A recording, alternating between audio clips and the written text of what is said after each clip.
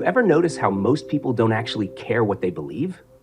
They'll just parrot whatever their dad said, their boss said, or what TikTok told them last week.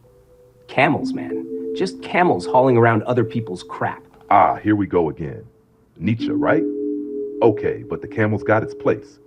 You really think people just wake up one morning, drop all their baggage, and bam, start living by their own rules? Nah, but that's the problem.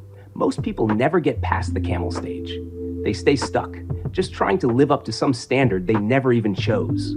I mean, look around. How many people at work are killing themselves for a gold star that doesn't even matter to them? Fair, but that's where validation comes in, right? Think about it. Why does the camel carry all that weight? It's not for fun. It's for the pat on the head, the good job, the little dopamine rush from someone saying, "You're doing great." And that's the trap, external validation. If you let it run the show, you're screwed. You don't stop and ask yourself, do I actually care about this? Does this even matter to me?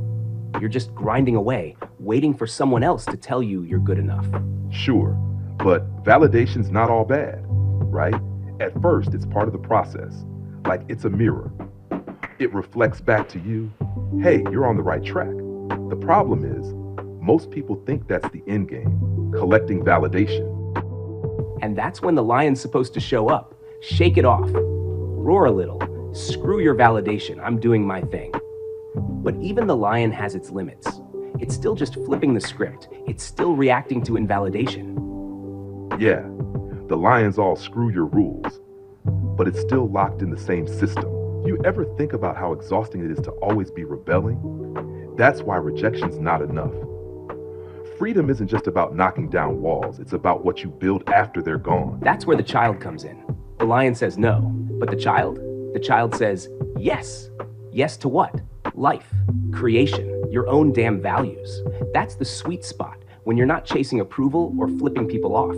You're just being you. Okay, but here's the real question. How do you actually get there? Camel to lion to child, what's the roadmap? Validation and invalidation, my dude. That's the fuel. Lay it on me. So, you're the camel, right? You're hauling everyone else's expectations. Validation? It's like breadcrumbs. Keeps you moving, but it's not the main course. Eventually, you realize crumbs aren't enough. That's when invalidation shows up. Someone tells you you're wrong or you don't measure up. Hurts like hell, but it's a wake-up call. So invalidation's not the enemy? Hell no, it's a compass. You ask, why does this hit me? Are they right, or am I just stuck in their game? That's when the pivot happens, from camel to lion. And the lion? The lion's all about testing your own rules. You stop chasing validation and start figuring out what you actually value. But here's the twist. The lion's not the finish line. You can't just stay pissed off forever. That's where the child comes in.